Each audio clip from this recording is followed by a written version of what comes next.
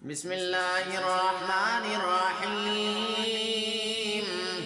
ولقد آتينا موسى الكتاب وقفينا من بعده بالرسل وآتينا عيسى ابن مريم البينات وأيدناه بروح القدس أفكلما جاءكم رسول بما لا تهوى أنفسكم استكبرتم ففريقا كذبتم وفريقا تقتلون وقالوا قلوبنا غلف بل لعنهم الله بكفرهم فقليلا ما يؤمنون ولما جاءهم كتاب من عند الله مصدق لما معهم وكانوا من قبل يستفتحون على الذين كفروا فلما جاءهم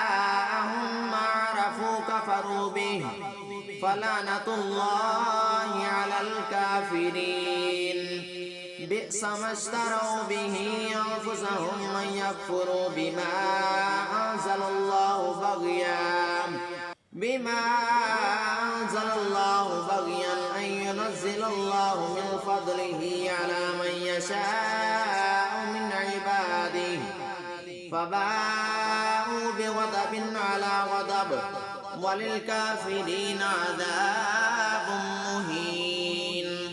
وإذا قيل لهم آمنوا بما أنزل الله قالوا نؤمن بما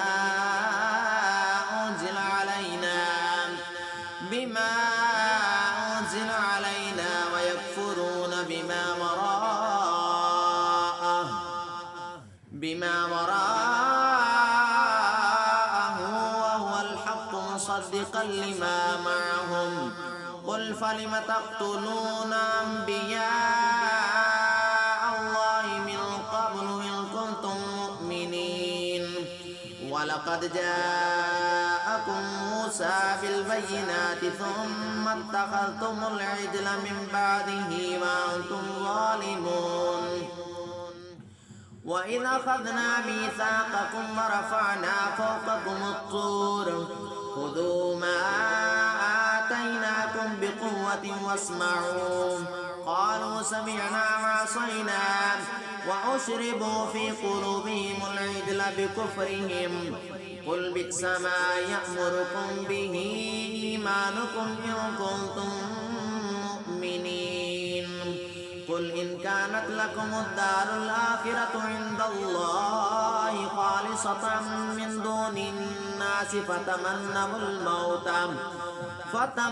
الموت إن كنتم صادقين ولن يتمنوه أبدا بما قدمت أيديهم والله عليم بالظالمين.